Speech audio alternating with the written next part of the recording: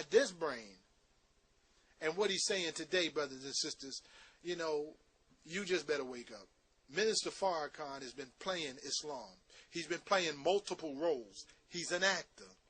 You have been watching the greatest show on earth, the Louis Farrakhan's traveling tour. That's what you've been watching. Here's a man who's been playing the role of the leader. He put on his fez. He put on his hat. He plays the role. And many of you believe that he is God's servant on earth. The greatest show on earth. It says you love the devil because he gives you nothing. Minister Farrakhan has been just talking and talking and talking and talking. If they paid him a penny for every word he said over the last 57 years, why, I think we would have more than 40 acres and a mule. The man has just ran his mouth. And again, you may say, oh, you being disrespectful. Brother, I'm not being disrespectful, but I'm going to speak the truth today because I'm moving on. Minister Farrakhan has many babies outside of his marriage to his wife, Sister Bessie, Sister Khadijah. I don't say Mother Khadijah. I say Sister Khadijah. I don't say Mother Clara Muhammad. I say Sister Clara Muhammad. There was one mother I heard in the Nation of Islam. That was the mother, Mother Marie. The mother of the Honorable Elijah Muhammad. That was the only mother in the Nation of Islam. That Christianity stuff about mother, that Catholic presence in the Nation of Islam, that was that upbringing that Farrakhan had. You guys better listen, brothers and sisters.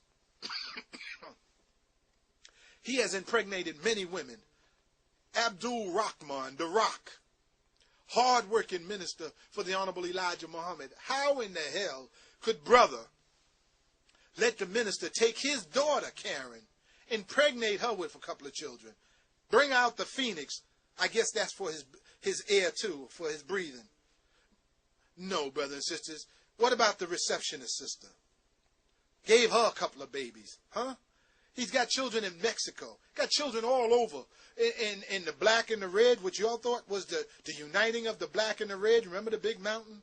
You guys better do your research. These world friendship tours. Brothers and sisters, these guys have been running a hustle game on you. Jabril Muhammad printed up all these books, and the brother in Tampa, he got an invoice for nearly 40,000 books he owed the brother. Haven't paid him a penny. They are opportunists and they are users, brothers and sisters. I'm just telling you the facts. You can accept this or you can let it alone. Again, this man have done so much wrong, brothers and sisters. And I have the tapes of him talking about his wives. So don't say that I'm lying on this, brothers and sisters. I don't have a reason to lie. I'm saying this to those of you who want to say, put this man, where in the scriptures do you find that God would teach one for 3.5 years and that one would teach for 40 years to prepare one he's been waiting for 38 years to go on and take you further? Cut the BS out, brother. You've been tricked. You've been bamboozled. You've been hooked, winked. You've been all of that, brother. It's been a game, and the game is up. Again, brothers and sisters, I'm only going into this. They say don't air your dirty laundry. But we will never go forward, or you will never go forward in the Nation of Islam if it's structured on lies, deception. If we're going to follow the restrictive law, and it said to speak the truth regardless of circumstances. If we're going to speak the truth, or as the Honorable Elijah Muhammad said, defend truth at any cost. If we're going to follow those words, then we have to tell the truth. As long as we can hide and give a somewhat wicked, I would say, interpretation on truth or deception on truth, we'll never be rooted in truth. I say to those of you who want to fix all of this certain magnetism to Minister Louis Farrakhan, that is wrong, that is wrong, that is wrong. When this man closes his eyes and they start opening up and you start investigating Louis Eugene Walcott, you're going to really be surprised, brothers and sisters, when the Honorable Elijah Muhammad said one would come along that would make Malcolm's hypocrisy look like child's work, huh? When you start really looking to see who was government agents, when you started really looking at the COINTELPRO and see it from another angle, you thinking it's all Wallace D. Muhammad, that's the one that the government named in 1969. That's the one the government named that we should watch, Wallace D. Muhammad. But they also say we should be in position to change the direction of the Nation of Islam. Louis Farrakhan has changed the direction of the Nation of Islam, and I don't want to use those cliches where they say he is directing the change. No, sir. You know, the government doesn't fear Louis Farrakhan.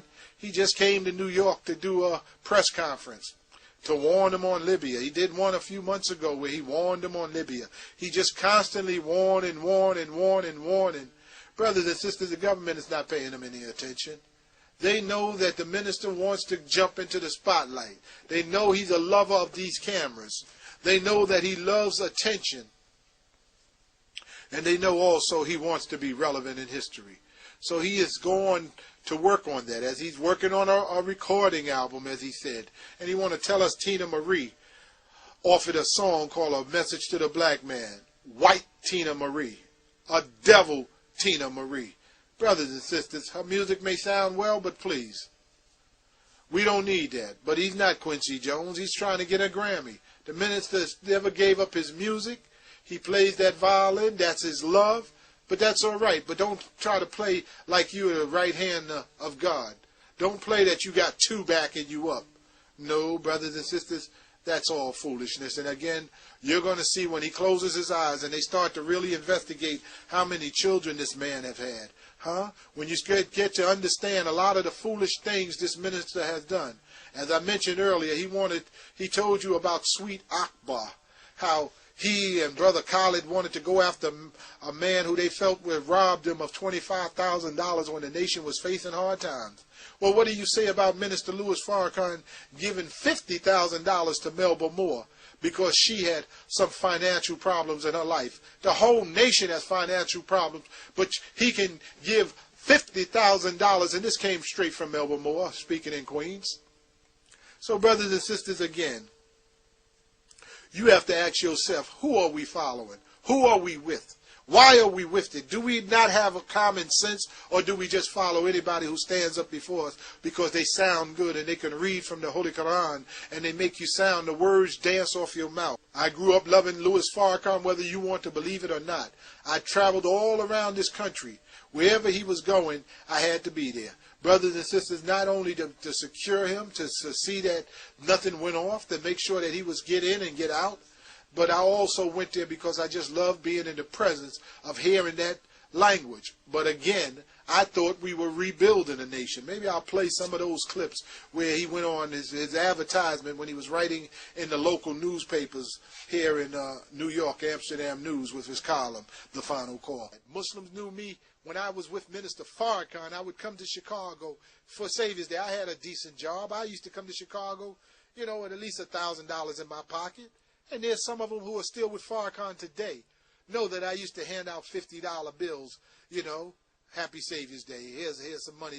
These brothers and sisters, I would have a hotel room, and these guys would make it just to Chicago, and just had the car fare to get there, get on the bus, and go back to New York. And I used to feel bad. I would let them stay in my room, take this mattress and sleep on the box spring, have 5 and 6 brothers in my room all through the hotel room. I did this several years. Again, brothers and sisters, this is what I did for the Nation of Islam. I wanted to see the Nation of Islam grow. And I always knew that we had to be separate from the rest of the community to grow right, to take care of it. This integration, as they said, a strong coffee is black. You want to weaken it, put cream in it. Well, you want to weaken the Nation of Islam, put Scientology in it, put the Moonies in it, put these Christians in it, put the integrationists in it, put everything in it, and the Nation of Islam soon doesn't even exist. So you put on uniforms and you think you're righteous and you think you're a holy soldier, but you don't have nowhere to go.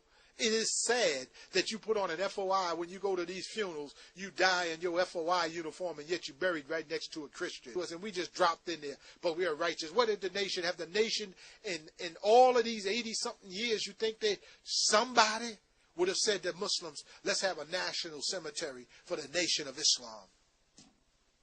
No, brothers and sisters, they come up with these schemes, and just like they came up with the power products and it failed, the NOI security bankrupt, just like they came up with the calling cards, just as they came up with the water, just as they just keep coming up with program, restaurants, things that would come up and they would go down. Because again, brothers and sisters, the minister is charismatic.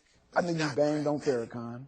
Not yet. I'm about to. I know you're about to. So I gotta say this. All right. The views and expressions does not affect Comcast and its staff or membership. And he's Farrakhan. That's his name. Oh man, okay. He's conning black people, right. And your hood pass has been revoked. You no longer can sell bean pies and newspapers with impunity. You just can't do it. You can't operate under those conditions. Why? Because the Honorable Elijah Muhammad. Right. One of the statements he made, right, if you really look at it, was a good statement. He said, this is what he said. He said that the white man was the devil. He said that.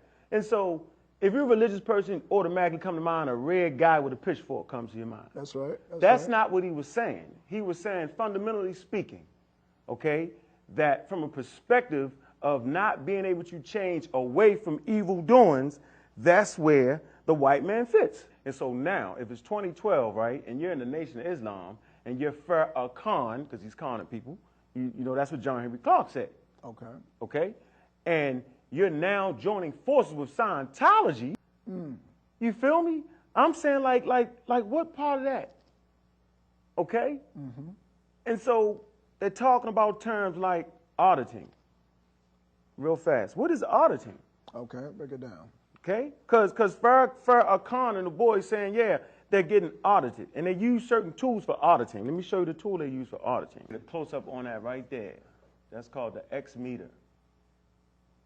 Zoom shot on that. It's an X meter.